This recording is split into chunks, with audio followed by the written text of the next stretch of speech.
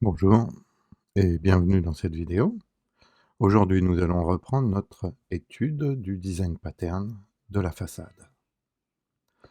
Nous avons vu dans une première partie qu'une façade était un moyen efficace de masquer la complexité d'une ou de plusieurs classes sous-jacentes en créant une nouvelle classe intermédiaire. Aujourd'hui, nous allons voir comment ce concept peut être interprété afin d'exploiter des classes de manière statique. Commençons dès maintenant par un exemple. Prenons l'objet datetime. Pour utiliser cet objet, il faut déjà commencer par l'instancier. Une fois que vous obtenez l'instance, vous pouvez alors chaîner les méthodes. Par exemple ici, je vais utiliser la méthode setDate qui prend en paramètre une année, un mois et un jour.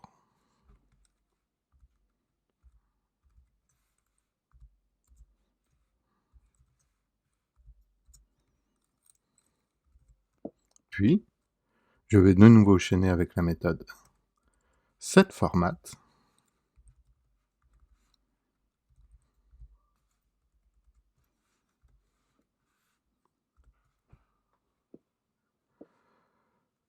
afin de retourner la date sous la forme d'une chaîne de caractères dont j'aurai défini le format d'affichage. Ici, je vais utiliser la notation française, jour, mois et année.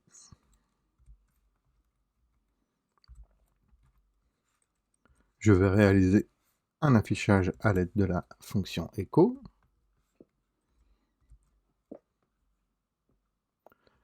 Et je vais me rendre maintenant sur Safari pour voir le résultat.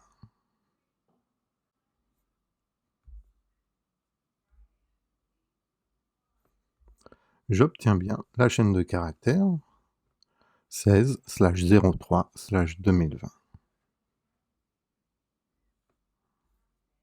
Dans le cas où on souhaiterait exploiter cet objet en utilisant plutôt une syntaxe statique, alors son écriture va plutôt ressembler à quelque chose comme ça. Datetime, puis l'opérateur de portée : setDate /format. Pour passer d'une écriture à une autre, il va donc falloir créer une façade de la classe datetime. Nous allons donc commencer par créer une nouvelle classe.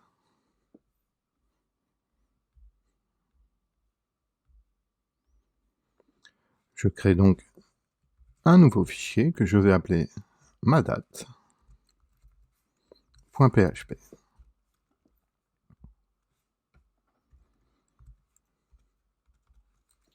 Je définis ma classe.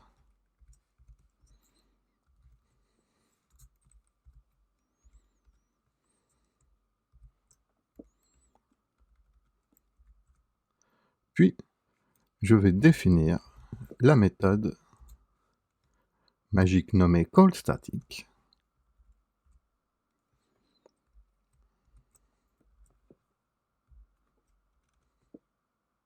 CallStatic est une fonction qui est lancée lorsque l'on invoque des méthodes qui ne sont pas accessibles dans un contexte statique.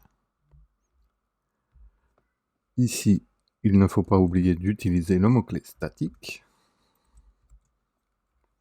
Et nous allons faire un premier essai pour voir comment cela fonctionne. Donc je fais un écho du nom de la méthode. Je retourne sur l'index.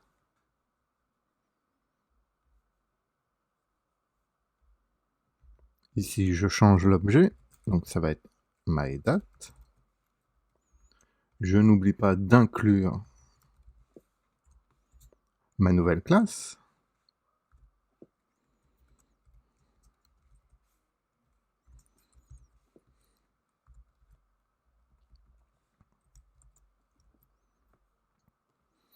et je vais pouvoir tester un premier résultat. Je passe donc maintenant sous Safari et je regarde ce qu'il se passe. Alors évidemment, ici j'ai une erreur, ce qui est tout à fait normal. Par contre, je vois bien que la méthode callStatic a été appelée. J'ai ici l'affichage du nom de la méthode. Je retourne sur ma classe. Si on détaille un petit peu cette méthode magique, on s'aperçoit qu'elle prend deux arguments. Le premier est le nom de la méthode ou de la fonction que vous appelez, et le deuxième argument, sous la forme d'un tableau, sont les paramètres de la fonction. Alors, nous pouvons changer par exemple $name par $méthode, qui est dans notre cas beaucoup plus adapté. Ensuite, nous allons instancier un objet de type datetime.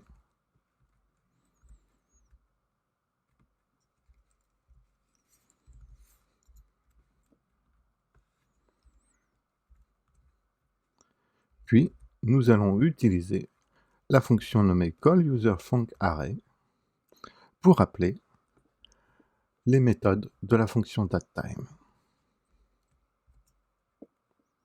Je passe sous la forme d'un tableau l'objet datetime, puis je lui indique quelle est la méthode qu'il doit appeler, et enfin, je lui passe les arguments. Je n'oublie pas de retourner les informations.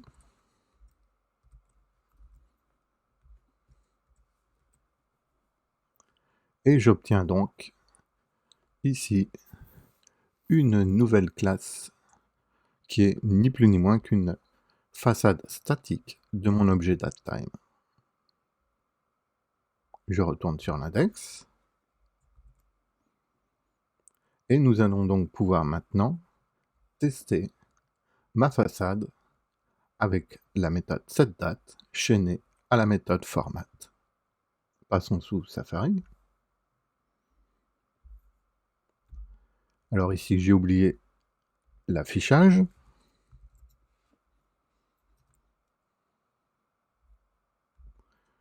Je peux évidemment faire un saut de ligne.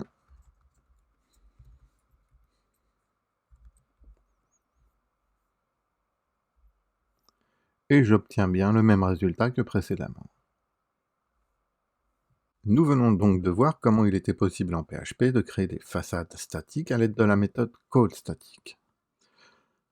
C'est un design pattern qui est généralement utilisé plutôt avec des objets qui utilisent le design pattern de type Fluent. Il est effectivement possible de retrouver cette utilisation de façades statiques dans un certain nombre de frameworks. En l'occurrence, le framework Laravel est connu pour utiliser de manière massive ce design pattern.